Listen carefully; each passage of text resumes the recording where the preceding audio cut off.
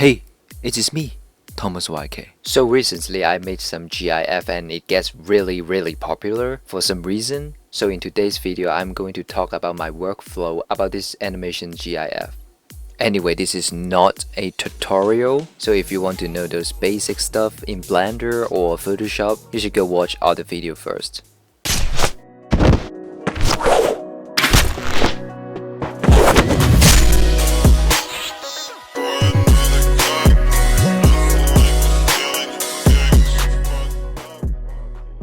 So first of all, you need to find your rig. It could be any rig, just find one that you like to use it. And in my case, I used Thomas Animation's rig. So I just animated like normally. I didn't use any motion capture data or maximal data, so I just hand animated by pressing I and just adding different keyframes. Okay, so first thing, find your world that you like to add in your animation. And go to Mindways and select the area that you want to import. And output the world to your file location. And as you can see, I made this few times already, so I basically just copy the old version and just change the name first. And after I set up everything, I went into Blender and started to change the skin and the IGN. And for the IGN, I used an emission shader for the texture, so it is actually glowing just like the normal Minecraft. And yes, I changed the text too, for sure. Okay, so after all of these boring things, we need to add a new world. So I just removed the old one so we can add a new one. To import our new world, we can just find our file location and import the OBJ file. And I moved the map to match the location of the camera and the animation. And I used a very handy add-on for Blender, which is MC Prep, so I can fix the texture with one click.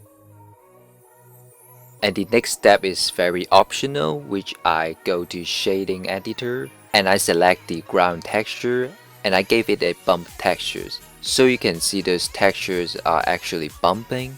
If you feel like it is too much, you can always use a color ramp to tweak it for a little bit. And the final part of Blender, make sure to choose your right output locations.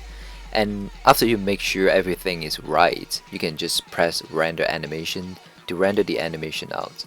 Few settings I like to turn on in Blender, which is adaptive sampling and the denoise settings. Also, your sampling and resolution could be lower, since GIF formats can't handle that much data. And after you finished all the Blender stuff, you can go ahead to open your Photoshop and you can just import the first frame of your animation. And in Photoshop, remember to turn on your timeline window and go to layer and find the video layer thing.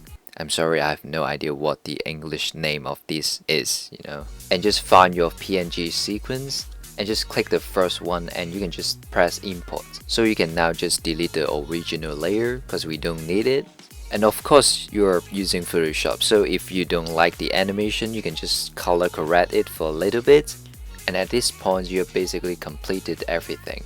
So you can just render your GIF. And to do that, you can just export it, save for web, legacy, and you can tweak the setting for a little bit. But if you're happy with your GIF, you can just press save and choose your location. And yeah, this is how I managed to make all of those hop on GIF. If you like this workflow video, just please let me know in the comments or just subscribe me like this video anyways.